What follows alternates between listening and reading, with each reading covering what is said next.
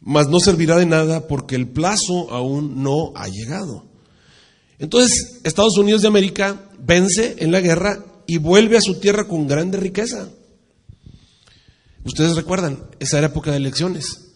Saddam Hussein regresó a su tierra, George Bush estaba en elecciones en Estados Unidos de América y por estar metido en la guerra no puso mucha atención a las promociones porque esto es política, y en esa época surge un señor llamado Bill Clinton y Al Gore y lo vencen en las elecciones de Estados Unidos de América. Él estaba corriendo para su segundo término, es derrotado y toda la riqueza que él obtuvo la aprovecharon los demócratas. Y fueron 8 años de gloria económica para los Estados Unidos de América. Y la gente que no estudia la profecía cree que fueron los demócratas los que, por su administración, los que trajeron esa época de bonanza financiera a los Estados Unidos de América. Lo que realmente ocurrió fue que todo el dinero que estaban inyectando los jeques, ¿verdad?, que estaban recuperando Kuwait, se lo inyectaron a Estados Unidos, y durante ese tiempo Estados Unidos gozó de una bonanza financiera cual nunca, ¿verdad?, los 8 años que Bill Clinton estuvo siendo presidente. Por eso dice la Biblia que vuelve a su tierra con grande riqueza. Estoy allí en el versículo 28. Y su corazón será contra el pacto santo, hará pues y se volverá a su tierra. Ahora, en el tiempo en que los demócratas dominan, los demócratas son muy liberales. Y siempre que los demócratas llegan al poder, de alguna manera la inmoralidad aumenta y las leyes conservadoras se debilitan y van perdiéndose. En la época de Bill Clinton se prohibió que se orase. Durante años en las escuelas de Estados Unidos se oraba a Dios. En las escuelas públicas. Antes de cualquier juego se arrodillaban con el coach y hacían oración a Dios. Eso es una característica maravillosa por las cuales Dios bendijo a ese país, por las cuales Dios bendijo a Estados Unidos de América. Pero a la llegada de Bill Clinton se prohibió la oración en las escuelas contra Dios, ¿verdad? También se empezó a permitir que los homosexuales en ciertos estados querían casarse. Bueno, hubo una cierta serie de leyes ahí. Lo más notable de la situación fue que empezó a pedir que los mandamientos fueran retirados de los recintos oficiales del gobierno. Y Estados Unidos comenzó a tener como una hostilidad hacia todo lo que tenía que ver con Dios. Dice la Biblia que se enoja contra el pacto santo, o sea, contra Dios. Y eso fue exactamente lo que está ocurriendo. Estados Unidos comienza a secularizarse, en vez de hacerse más apegado a Dios, se empieza a separar de Dios en la abundancia financiera. Dice el versículo 28, su corazón será contra el pacto santo, hará pues y se volverá a su tierra. Pero entonces aquí el versículo 29 retoma, pero al tiempo señalado, y quiero que entiendas que ya Dios tiene ese tiempo señalado. Al tiempo señalado va a volver a pelear contra el mediodía, una vez más. Entonces, Estados Unidos se gastó toda la lana, vamos a decirlo así, se gastó todo el dinero, se quedó sin dinero, y llega el momento en el que ya no tenían suficiente dinero otra vez, empieza a llegar la crisis económica, y ahora llega George Bush hijo al poder. Y cuando George Bush hijo llega al poder, se da cuenta que ya no hay dinero, que hay una crisis económica, que hay un déficit en el presupuesto y que tiene una situación comercial terrible, tienen a los acreedores encima, Estados Unidos está súper extra archi recontra inflado y se da cuenta que tiene problemas para poder salir adelante. Y entonces empieza a buscar soluciones y se da cuenta que la solución a la debacle financiera anterior fue precisamente hacerle guerra a un país del Medio Oriente y quedarse con todo el dinero que tienen los países productores de petróleo. Entonces, en este caso, él se da cuenta que ellos siguen teniendo relaciones hostiles con el rey de Irak. Ahora es curioso, el rey de Irak en ese momento es el segundo productor de petróleo del planeta Tierra. Entonces dice, bueno, si la vez pasada le ayudamos al cuarto productor de petróleo y esta vez atacamos al segundo productor de petróleo, pues entonces podemos quedarnos con toda esa cantidad de dinero. Y entonces comienzan las hostilidades, comienzan a atacar. Obviamente necesitaba Estados Unidos una excusa para poder atacar. Y la mejor excusa, Estados Unidos no tiene enemigos, o sea, nadie ataca a Estados Unidos. Pero entonces ocurre las Torres Gemelas, ¿no? De pronto, unos enemigos extraños, terroristas, atacan a Estados Unidos de América. todo el mundo fue testigo del asunto más proyectado a través de la televisión. Estados Unidos aparece como una víctima delante del mundo, aunque Estados Unidos no es una víctima, para nada. Pero él aparece como un cordero delante del mundo, realmente es un dragón. Aparece lo que ocurrió en las Torres Gemelas, y ahora sí Estados Unidos tiene razón de defenderse delante del mundo. Y con esa razón, y con esas dos torres, ¿verdad?, gigantescas derribadas, Estados Unidos dice, me están atacando, me puedo defender. El primer atacado obviamente es Afganistán. Pero entonces al atacar a Afganistán dicen, bueno, no, lo que pasa es que todos los terroristas se están refugiando en Irak. Realmente Irak era el problema. Y ahora Estados Unidos va contra Irak. Tenían cuentas pendientes, y dice en la Biblia, al tiempo volverá otra vez al lugar del Negev. Otra vez vuelve a la guerra contra. Mas no será, dice la Biblia, esta o la última. Es aquí donde Dios deja espacio para que pueda haber varias intervenciones hacia esta zona. Porque el Señor dice, no será la última, la postrera. No dice la segunda ni la tercera, puede ser cuarta, no sé. Lo único que dice es, no será la última. Eso quiero que ustedes lo entiendan bien. O que dice ahí, no será la última como fue la primera. Y claro que en esta Estados Unidos no le está yendo como le fue en la primera.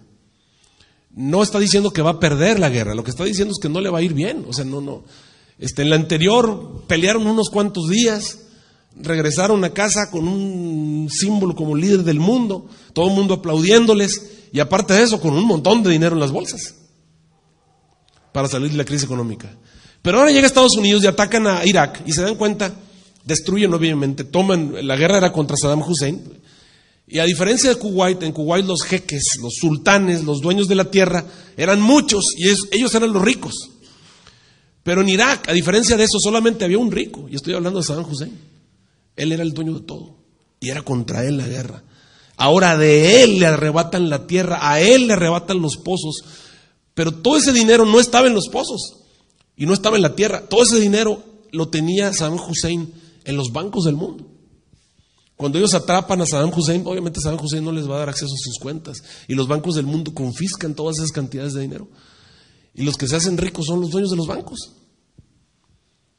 Y Estados Unidos se da cuenta que tiene un país destruido, es un país de esclavos, y no tiene quien le pague. Ahora está el país anárquico porque han quitado la cabeza del país, y ahora Estados Unidos tiene de alguna manera, por situación social, por situación política delante del mundo, porque no nomás era matarlo, irse y dejar una situación anárquica en ese país, entonces iba a ser el villano. Ahora Estados Unidos tiene que quedarse y mantener la paz y hacerla de policía. Y si era difícil mantener un país como Estados Unidos, ahora tiene que mantener otro, ¿no?, en otro lugar, y de alguna manera establecer el orden en ese lugar. No será la postrera como fue en la primera. No hay dinero y el gasto se aumenta y los problemas políticos se aumentan todavía más. La tensión política, tanto en Estados Unidos como allá, empiezan a acrecentarse. Dice el versículo, obviamente 29, versículo 30. No será la postrera como fue la primera, porque vendrán contra él, que dice, naves de Chittim, y él se contristará. Quiero que notes que dice que no va a perder, sino que se contrista. Contristarse quiere decir que se desanima. Y tendrá que volver. Pausa. ¿Qué quiere decir las naves de Chittim? Las naves de Chittim, Chittim es Chipre, en algunas versiones dice Chipre. ¿Alguien tiene una versión ahí que diga Chipre? Vendrán contra él naves de Chipre. A ver, ¿alguien tiene la nave? ¿Cómo dice en la tuya, Toledo? Por favor, la 30. Chittim también. Bueno, Chittim es Chipre. Si quieren se los busco aquí en el original, pero ya créanmelo por fe, porque sí es Chipre. Ok, vendrán contra él naves de Chipre. Chipre es una isla. Esa isla que ustedes ven aquí chiquitita en el mapa. Este es Chipre. Como ustedes pueden ver, Chipre está exactamente en el mar Mediterráneo, y fue utilizado en la época de Daniel. En la época de Daniel era el World Trade Center de la tierra, Chipre. Chipre, las naves, o sea, los barcos que llegaban a Chipre eran barcos comerciantes. En Europa obviamente se producían muchas cosas. Era peligroso hacer viajes a través de este mar. Era más fácil utilizar a Chipre, que estaba cerca de las costas. Entonces, muchos de esos productos que venían de Europa, o que venían de Europa del Este, o que venían de Asia, llegaban hasta las costas y eran colocadas en barcos y llevadas a Chipre. A Chipre.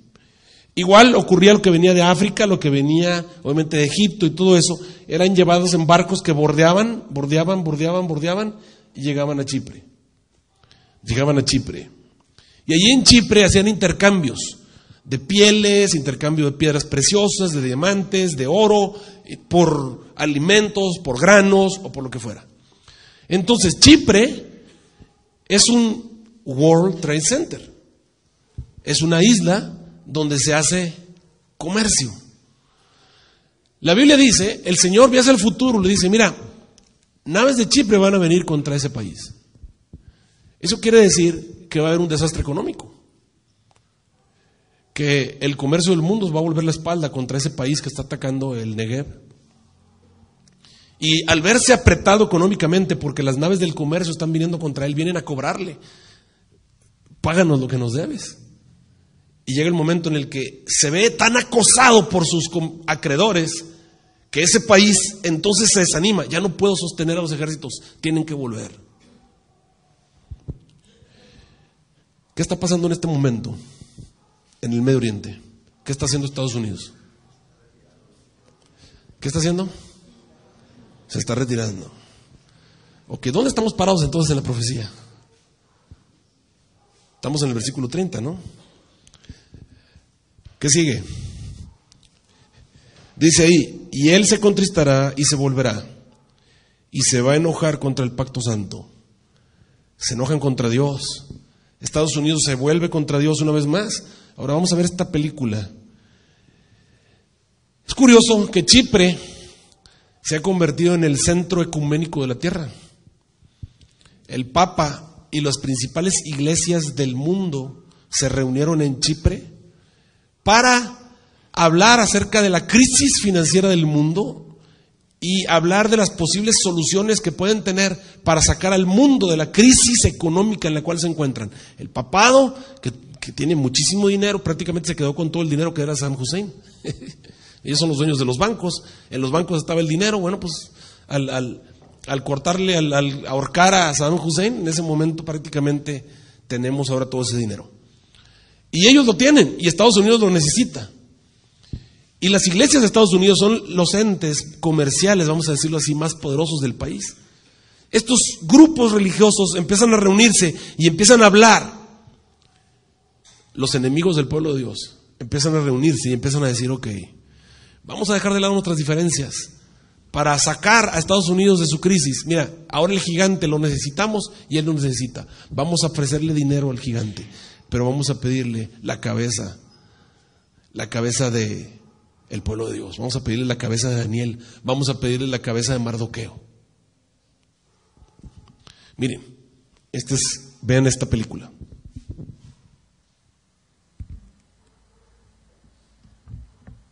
Ah, caray. Le puse mute, sí. Déjame regresar.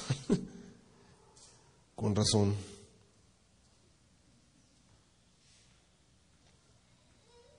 Vamos a ver. Ahora sí.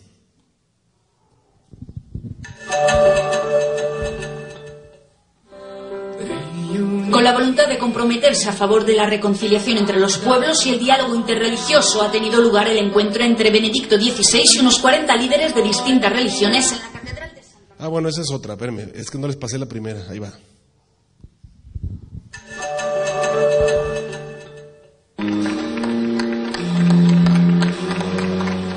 Cerca de 200 representantes religiosos de todo el mundo participaron el martes en oración conjunta por la paz, con la que ha concluido el encuentro interreligioso del Palacio Episcopal Ortodoxo de Nicosia en Chipre, promovido por la comunidad de San Egidio.